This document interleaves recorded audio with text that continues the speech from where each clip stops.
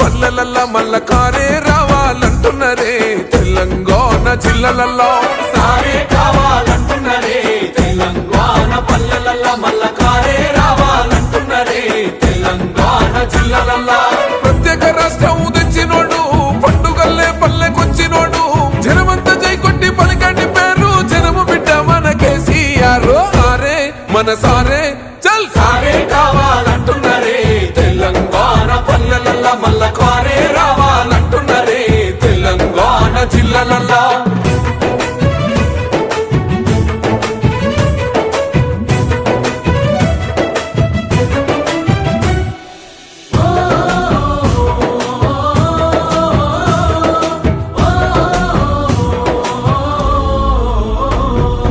ఏండ్ల నుండి వెనక బాటు చూసిండు ఎత్తుకున్నాడమ్మ గులాబీ జెండా సాగు నోటిలోన తలపెట్టినాడు స్వరాష్ట్ర పొద్దై వర్దిల్లినాడు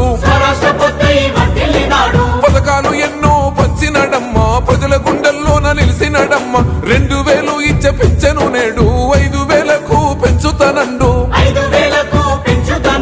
కళ్యాణ లక్ష్మితో కన్న తండ్రై కొండమిచ్చి కాళ్ళు కడిగిండయో కేసీఆర్ ప్రతి ఇంటికి ధీమా అందించునే 5 లక్షల బీమా సారే మన సారే పెద్ద సారే కావాలంటున్నరే తెలంగాణ పల్లెలల్ల మల్ల కారే రావాలంటున్నరే తెలంగాణ జిల్లాలల్లో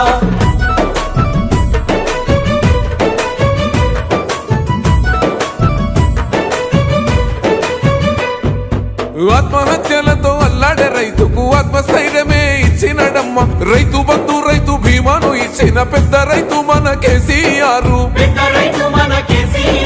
ప్రాజెక్టులెన్నో కట్టినడమ్మ పంట పొలాలను తడిపినడమ్మ మిషన్ కోకతీయతో ఊరి చెరువు మత్తడి పారి తీర్చింది కరువు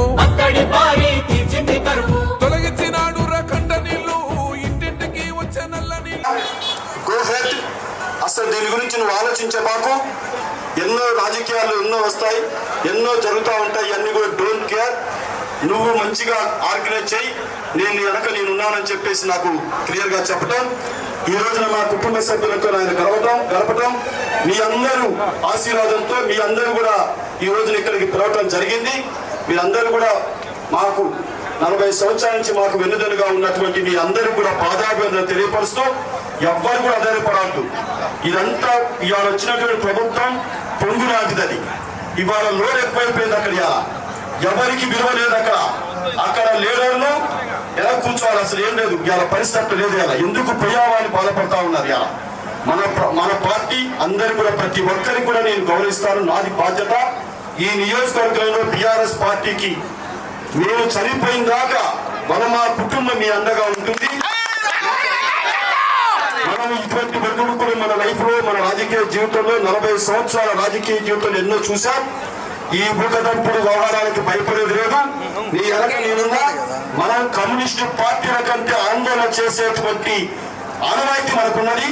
మన కార్యకర్త ఒక్క జోలికొచ్చినా మా కుటుంబం మీ అనుకుంటున్న మనస్ఫూర్తిగా మీకు తెలియపరుస్తూ ఇక్కడికి వచ్చినటువంటి ఎవరు కూడా డిజపాయింట్ కావద్దు దయచేసి నేను క్షమించమని మిమ్మల్ని వేడుకుంటా ఉన్నాను మళ్ళీ మనం కూర్చుందాం మళ్ళీ మాట్లాడుతూ మన సీఎం గారు మళ్ళీ మన కేసీఆర్ గారు మళ్ళీ వస్తామని చెప్పారు మళ్ళీ వచ్చినప్పుడు మనం అందరం కలిసి కూర్చొని మాట్లాడతాం మనకు మంచి రోజులు వస్తాయి